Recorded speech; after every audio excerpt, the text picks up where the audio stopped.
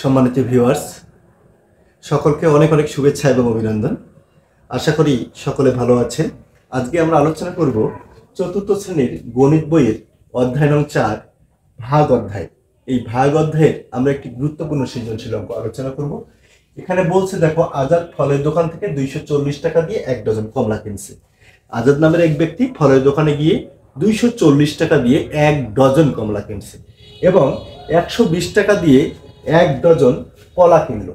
তাহলে আজাদ কি করলো? ফলের দোকানে গিয়ে 1 ডজন কমলা এবং 1 ডজন কলা কিনেছে। তারপর বলছে একটি কমলার দাম কত। আমাদের এখানে দেওয়া আছে, দেখো, 1 ডজন কমলার দাম আমাদের বের করতে হবে একটি কমলার দাম।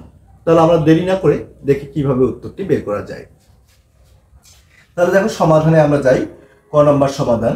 দেখো, আমাদের উদ্দীপকে দেওয়া আছে 1 ডজন কমলা, আর এখানে একটি কমলার দাম বের করতে বলছে। আচ্ছা, এখন 1 ডজন, তাহলে আমাদের বের করতে বলছে কি একটি। যদি কখনো টিতে বের করতে বলে তাহলে আমাদের টিতে আগে বের করে নিতে হবে। তাহলে এখানে 1 ডজন কমলা, তাহলে 1 ডজন, ডজনটাকে আমরা কি করব? টিতে কয়টি, 1 ডজন, এইটা বের করে নেব। তাহলে দেখো, আমরা জানি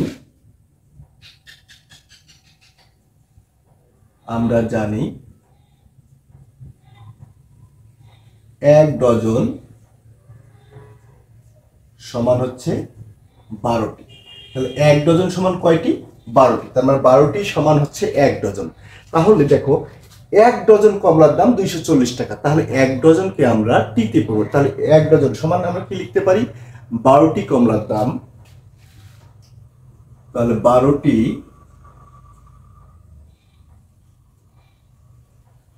কমলার দাম। দেখো, এখানে বলছে 1 ডজন কমলার দাম 240 টাকা। তাহলে 1 ডজনও যেটা, 12টিও সেটা। তাহলে আমরা লিখতে পারি 240 টাকা। তাহলে 1 ডজন কমলার দাম হচ্ছে 240 টাকা। আমাদের বের করতে বলছে কয়টি কমলার দাম? একটি কমলার দাম। তাহলে একটি কমলার দাম। তাহলে দেখো, আমি বলছিলাম যে এই সংখ্যাটা থেকে এই সংখ্যাটা যদি কম হয় তাহলে কি হবে? ভাগ হবে।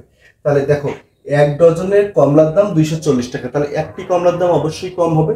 তাহলে কি করতে হবে? ভাগ দিতে হবে। তাহলে 240 ভাগ হচ্ছে 12, তাহলে এত টাকা। তাহলে দেখো, আমরা ভাগ দেব।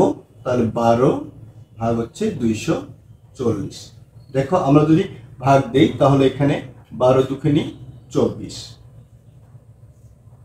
তাহলে এই শূন্য, এখানে একটা শূন্য দিলাম, এখানে একটা শূন্য দিয়ে দিলাম। তাহলে কত? আমাদের উত্তর হলো 20। তাহলে কত? তাহলে 12টি কমলার দাম এত টাকা। তাহলে একটি কমলার দাম হচ্ছে 20 টাকা। তাহলে আমাদের উত্তর বের হয়ে গেল 20 টাকা। তাহলে দেখো, ক নম্বর আমরা উত্তর লিখব। উত্তর 20 টাকা। এখন দেখো, আমরা খ নম্বর সমাধানে যাব। খ নম্বর কি বলছে? একটি কলার দাম কত। ঠিক একই ভাবে আমরা, যেহেতু এখানে 1 ডজন কলার দাম দেওয়া আছে, 1 ডজন কলার দাম 120 টাকা। তাহলে আমরা জানি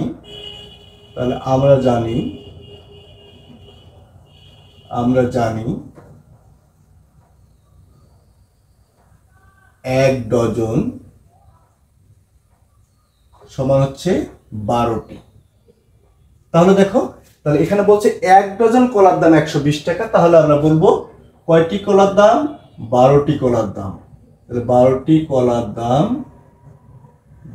কলার দাম সমান হচ্ছে 120 টাকা। দেখো, 12টি কলার দাম আমরা লিখলাম 120 টাকা, কারণ 1 ডজন সমান হচ্ছে 12টি। তাহলে সুতরাং আমাদের বের করতে বলছে হচ্ছে একটি কলার দাম। তাহলে একটি কলার দাম, তাহলে যেহেতু 12টা কলার দাম 120 টাকা, তাহলে একটি কলার দাম কম হবে। তাহলে আমরা ভাগ করব। তাহলে 120 ভাগ, তাহলে 12, এত টাকা। তাহলে আমরা ভাগ দিয়ে দেখব।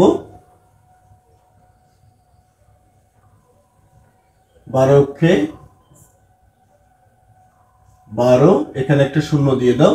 তাহলে কয় টাকা? একটি কলার দাম হচ্ছে 10 টাকা।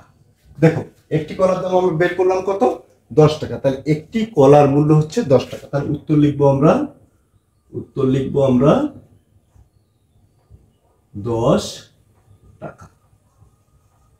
এখন দেখো আমরা গ নাম্বার অঙ্কের সমাধান করব।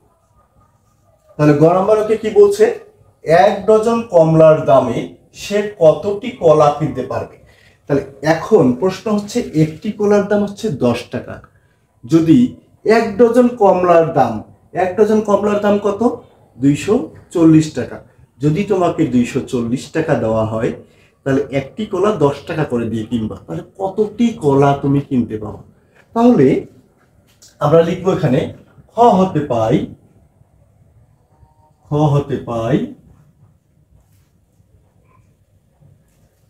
একটি কলার দাম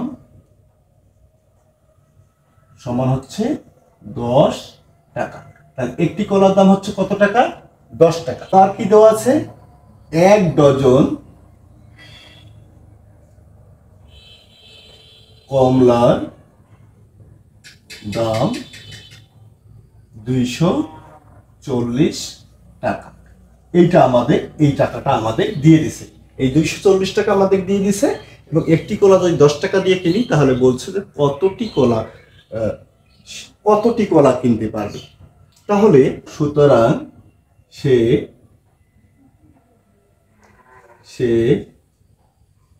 1 ডজন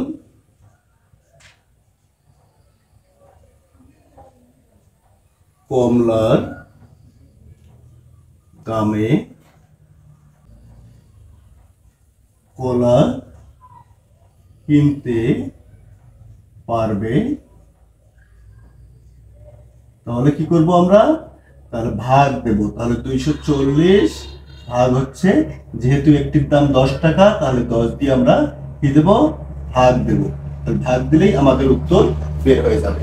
তাহলে আমরা ভাগ দেই, 240 কে 10 দ্বারা ভাগ দেই। তাহলে দেখো 10 2বার দেই, 10 দুগুণী 20। তাহলে এখানে 4 শূন্য কেটে নামালাম, তাহলে 4 10 40। তাহলে দেখো আমাদের উত্তর বের হলো 24টি। তাহলে কতটি কলা কিনতে পাবে, 24টি। তাহলে উত্তর হচ্ছে 24টি। তাহলে এই ছিল আমাদের এই অঙ্কটির সমাধান। তাহলে দেখো আমাদের বলছিল যে 1 ডজন কমলার দামে সে কতটি কলা কিনতে পাবে। তাহলে আমরা জানি 1 ডজন কমলার দাম হচ্ছে 240 টাকা, এবং একটি কলার দাম যদি 10 টাকা হয় তাহলে 1 ডজন কমলার দামে কলা কিনতে পারবে। তাহলে 10 ভাগ 240 ভাগ 10, অর্থাৎ 240কে যদি আমরা 10 দ্বারা ভাগ দিই তাহলে কতটি কলা কিনতে পারবে, তাহলে বের হয়ে আসবে। তাহলে এই ছিল আমাদের এই সৃজনশীল অঙ্কটির সমাধান। আশা করি সকলে বুঝতে পারছেন। আজকে তাহলে এই পর্যন্তই, দেখা হচ্ছে পরবর্তী ক্লাসে। ততক্ষণ পর্যন্ত সকলে ভালো থাকবেন, সুস্থ থাকবেন। ধন্যবাদ।